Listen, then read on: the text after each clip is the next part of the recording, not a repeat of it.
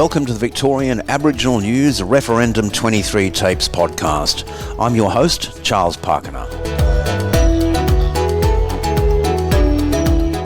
Victorian Aboriginal News acknowledges and pays respect to traditional owners and custodians across Australia.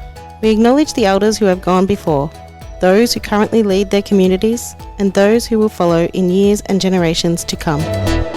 Today's guest on the Referendum 2023 Tapes podcast is Jason Mifsud, a highly active member of the Kidday, Peak and Djabwurrung people of the Gunditjmara Nation in southwest Victoria.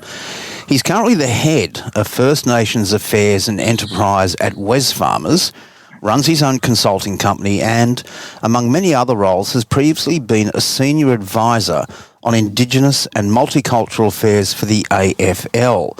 Jason, thanks for joining me today. Thanks, Charles.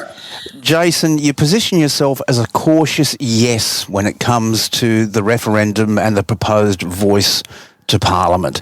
Explain what it is to be a cautious yes and what it is you're cautious about. Great question. So I am a cautious yes. I think, so I'm an optimist. I believe that, our people not only need a seat at the table, but a share of the table. And clearly the current reform is, asking Australians to give us that right. And for me, it is a right that we deserve. And, that call is generations old now, so it's not a new call by any stretch of the imagination. However, we should be cautious around what it will inevitably look and feel like by way of how the legislation will get designed and who will inform that design, if we are successful on October 14. Right. And I just think there are some points of clarity that, personally I would like, and that is around the voice being either selected or elected. And I know for some people that's semantics, but for me, given that I come from a democratic community and the right for our people to vote for our people, to pick our own team, is a very important right. So that hasn't clearly been spelled out to me, and despite sort of seeking some confirmation on that, there's some cute talk that happens around it, and I appreciate some of the sensitivities around the legislative design will sort of determine some of those particular things. But I just think there are some markers that... But surely that's going to have to be a bit of a hybrid model, because obviously in Victoria we already have an Aboriginal electoral roll and it's fairly democratic in that sort of process, as it has been with the First Peoples Assembly of Victoria. In other remote areas it may not be practical to have that. So could you see a hybrid model being implemented and even practical? Absolutely, and we should be told that.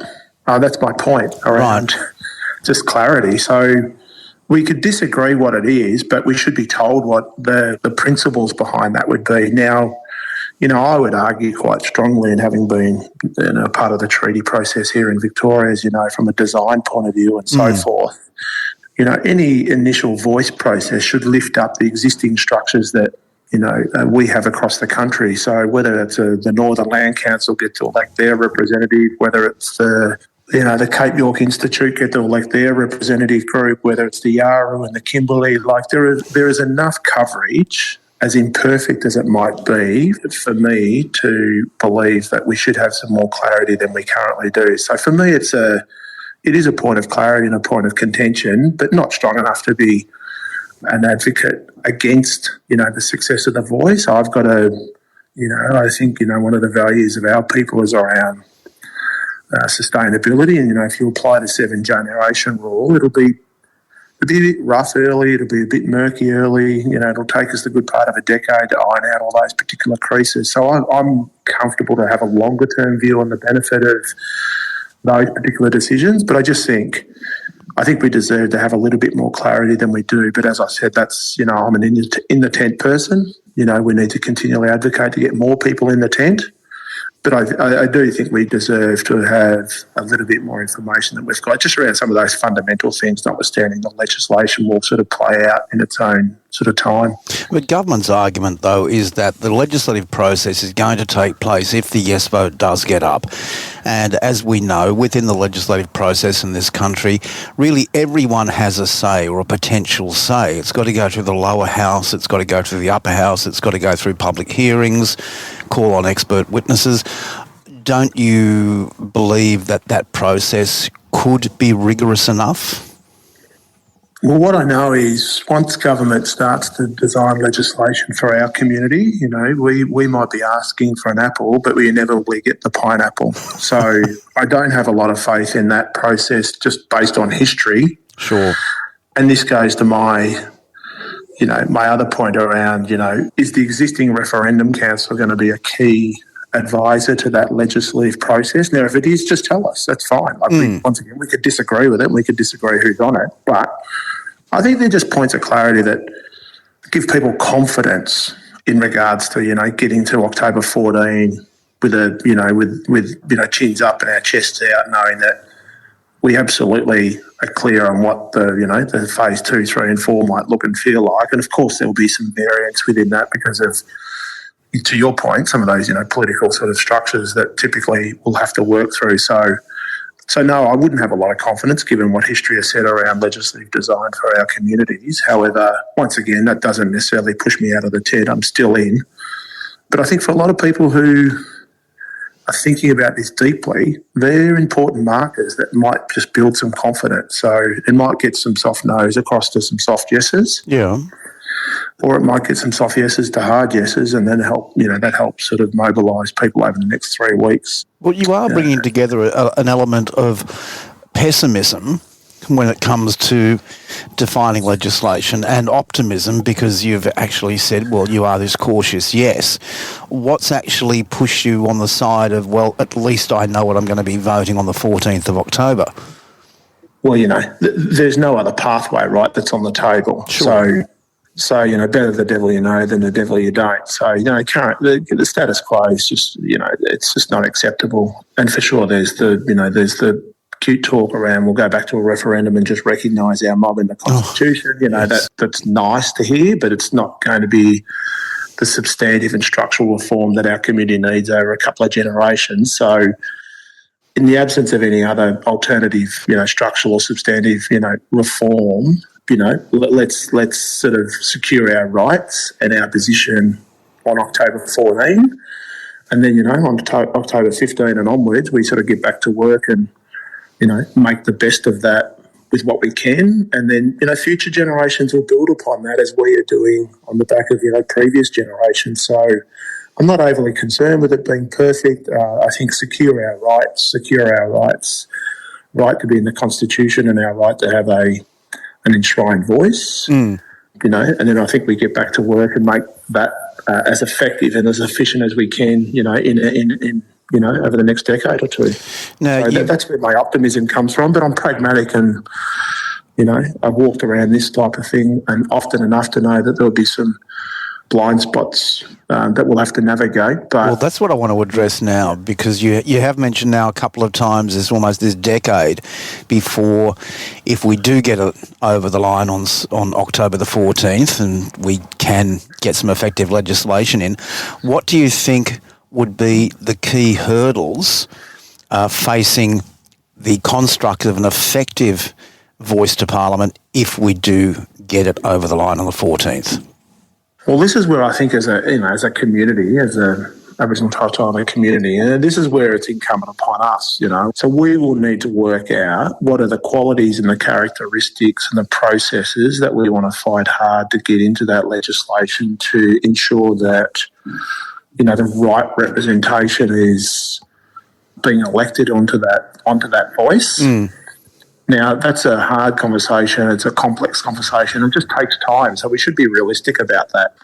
So for me, when I say a decade, Charles, what we need to do is have a generation of our community believe being on that voice can make a substantive change. So, the quality of, those elected representatives, the characteristics of those representatives and the work program that sort of voice gets to, focus on, I think it'll take a good part of a decade for the majority of our community to have trust and confidence in that whole process. So I can live with that, from that point of view.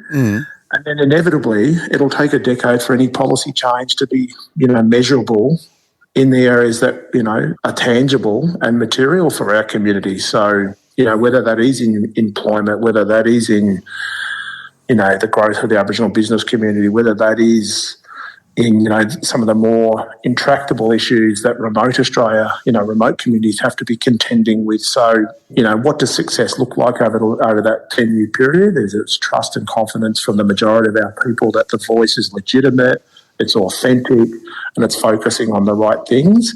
And of course, that looks and feels different for every region, given the challenges are somewhat different, but not dissimilar in each region. This is actually very similar to some conversations that you and I had a number of years ago in the lead up to the election of the first People's Assembly Victoria. Finding the right people, getting the ground rules sort of set up right, establishing trust within the community, identifying the key issues. Admittedly, though, the first People's Assembly of Victoria has done significantly more in a shorter period of time than we may be looking at with a voice. But are there lessons that you believe could be learnt in the implementation of a voice from the first People's Assembly of Victoria? Because it is quite a success story.